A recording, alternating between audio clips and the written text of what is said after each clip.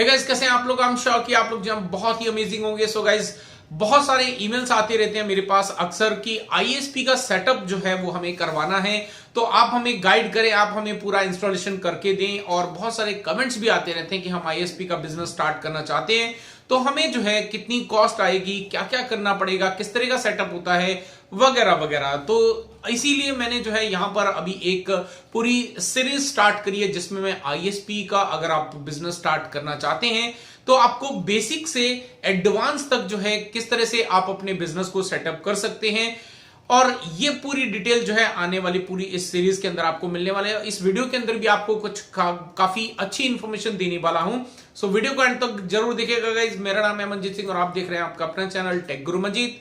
So guys, सबसे पहले तो अगर आप एक आईएसपी बिजनेस स्टार्ट करना चाहते हैं तो सबसे इंपॉर्टेंट होता है उस चीज को समझना, जिस मॉड्यूल को हम लोग करना चाहते हैं उस बिजनेस को समझना, उसके मॉड्यूल को समझना बहुत इंपॉर्टेंट होता है।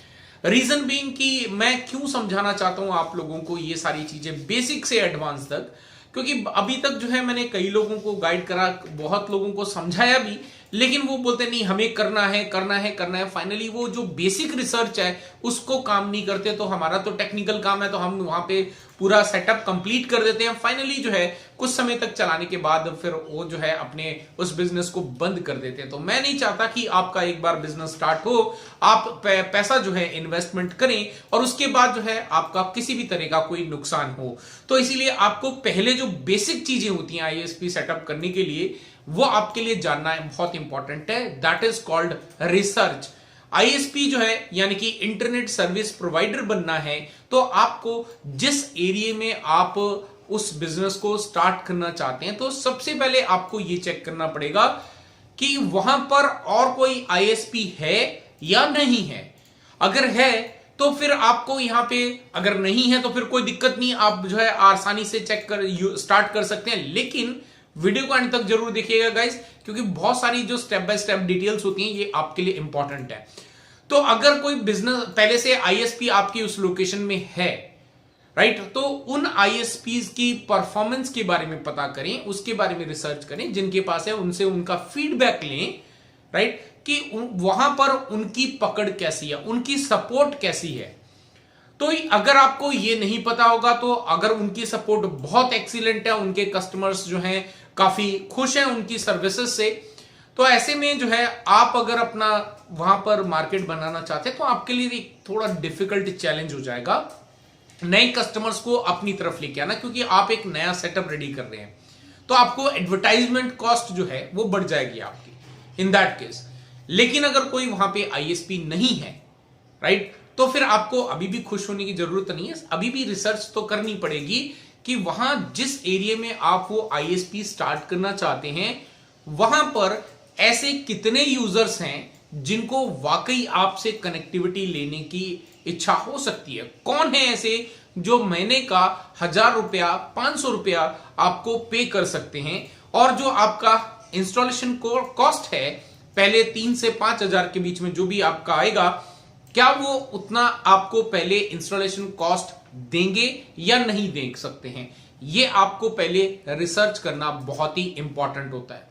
अगर आपने ये रिसर्च नहीं करी है तो ये आपका सबसे पहला जो है, यानी कि आपको पहले कुछ भी बाय करके उसको स्टार्ट नहीं करना, सबसे पहले आपको ये रिसर्च करनी है। रिसर्च करने के बाद अगर आपको सारी चीजें मिल जाती हैं, यानी कि आपने पहले देखा कि कोई आईएसपी नहीं है, आपने ये रिसर्च कर ली कि वहां पे यूजर्स अवेलेबल हैं, यानी कि मिनिमम आपको जो यूजर की रिक्वायरमेंट होती है, अगर एक अच्छा प्रॉफिटेबल बिजनेस आपने बनाना है तो मिनिमम जो है आपको 50 से 60 यूजर तो मिनिमम स्टार्टिंग के अंदर जो है वो मिलने चाहिए, तभी आपकी जो ऑपरेटिंग कॉस्ट है वो निकल पाएगी। अगर 50-60 यूजर्स नहीं है आपके उस एरिया के अंदर आपको मिल सकते इनिशियल स्टेज के ऊपर, तो डेफिनेटली आपका आप जो सेटअप करेंगे उसका जो इन्वेस्टमेंट होगा वो आपको रिकवर करना बहुत मुश्किल हो जाएगा। तो ये आपकी पहली चीज होगी। दूसरा चीज जो मैंने बताया आपको, अगर आईएसपी है उसकी रिसर्च करें, तो वहां पे आपको फिर अब प्लानिंग करनी है।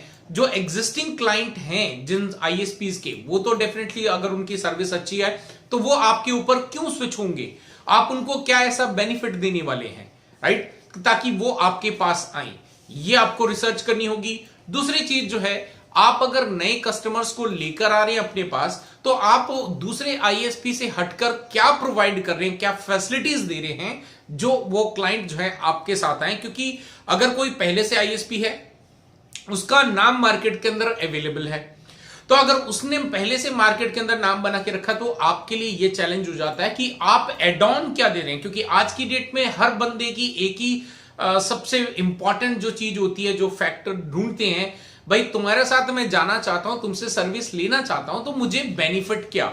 उनके बेनिफिट आपको जो है यहां पे एक पॉइंट आउट करने पड़ेंगे कि आपके क्या क्या पॉइंट्स हो सकते हैं। तो ये मैं आगे आने वाले वीडियोस के अंदर आपको कवर अप बताऊंगा कि किस तरह से आपको जो है उन पॉइंट्स को भी फुलफिल करना है, वो भी बताऊंगा, डोंट वरी। तो ये आपकी पहली इनिशियल स्टेज है अगर आप एक आईएसपी बिजनेस स्टार्ट करना चाहते हैं। इसके बाद जो है आपकी सेकेंड जो चीज आती है, that is called investment, right. तो इन्वेस्टमेंट तो कर लेंगे, लेकिन उससे पहले जानना यह जरूरी है कि जिस एरिया में हम लोग स्टार्ट करना चाहते हैं, वहां पर हमारे पास ये जो सेकंड स्टेप बता रहा हूं, लोग इसको स्किप कर देते हैं। बहुत सारे आईएसपी स्टार्ट करने वाले इसको स्किप कर देते हैं और फिर सीधा तीसरे स्टेप पे चले जाते हैं। तो दूसरा स्टेप जो होता है वो इन्वेस्टमेंट नहीं होना चाहिए। दूसरा स्टेप आपके पास ये होना चाहिए कि आपके पास जो बैंडविड्थ आएगी, राइट, वो किस आईएसपी के थ्रू आएगी, वो कौन सा ऐसा सर्विस प्रोवाइडर है जो आपको बैंडविड्थ टर्मिनेट करके देगा।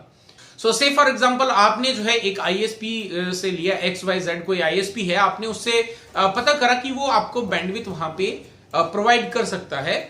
लेकिन अब ये भी जानना बहुत इंपॉर्टेंट है कि जिस आईएसपी से आप बैंडविड्थ ले रहे हो उसका डाउन टाइम कितना है, ये रिसर्च करना भी बहुत इंपॉर्टेंट है। क्योंकि अगर आपने जो है अपना आगे क्लाइंट्स को अगर प्रॉमिस करना है कि आप जो है उनको 100% अप टाइम देंगे, 100% तो नहीं होता है, लेकिन रिडंडेंसी कैसे क्रिएट करी जाती है इस नेटवर्क के अंदर, इस बिजनेस के अंदर, वो मैं आप लोगों को सिखाऊंगा आने वाले वीडियोस के अंदर, ताकि आपके क्लाइंट्स को पता भी ना चले और आपका जो नेटवर्क डाउन है, अप हो रहा है, वो सिर्फ आपको पता चले, दूसरों को नहीं पता चले। तो सेकंड जो चीज होती है बहुत इंपॉर्टेंट, दैट इज आईएसपी, जिससे हम बैंडविड्थ लेना चाहते हैं, इन फीड लेना चाहते हैं, वो आईएसपी का जो प्रोफाइल है वो कैसा है, उसकी सर्विस कैसी है, अगर क्या उसके नेटवर्क के अंदर डाउन टाइम आता है या नहीं आता है, क्या उसकी जो बैंडविड्थ है वो आपको यहां पर जो है 100% प्योर बैंडविड्थ मिल पाएगी कि नहीं मिल पाएगी, उसका डाउन टाइम वगैरह सारी चीजें आपको जो है यहां पे चेक करनी पड़ेंगी।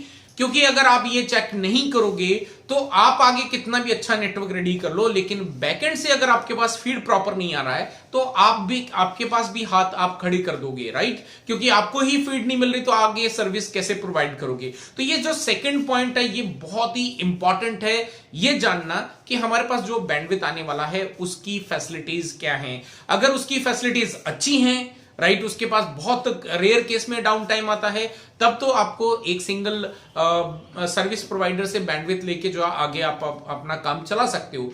लेकिन अगर आपका वो सर्विस प्रोवाइडर की अगर रिपोर्ट सही नहीं है तो आपको फिर अल्टरनेट सोचना पड़ेगा कि दूसरा कोई सर्विस प्रोवाइडर है जिसकी रिपोर्ट अच्छी हो और वो आपको बैंडविड्थ दे दे। अगर दे ऐसा मिल जाता है फिर तो अच्छी चीज है, अगर नहीं मिल पाता फिर आपके पास सिर्फ एक ही चीज रह जाती है कि आपको 2 आईएसपी से जो है फीड लेनी पड़ेगी और दोनों आईएसपी की फीड को आपको जो है टर्मिनेट करना पड़ेगा अपने नेटवर्क के अंदर, अपने इंफ्रास्ट्रक्चर के अंदर।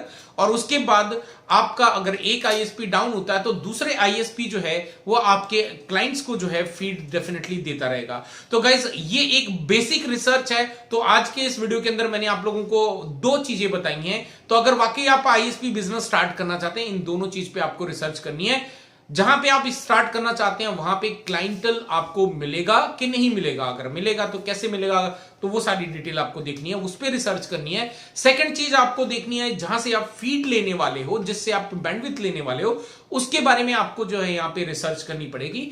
तो ये दोनों फैक्टर्स के ऊपर अगर आप रिसर्च कर लेते हैं तो प्लीज रेडी रखिएगा, क्योंकि एवरी अल्टरनेट डे जो है मैं आप लोगों को इस सीरीज की वीडियो आएगी जिसमें हम फर्दर मोर स्टेप के ऊपर जाएंगे।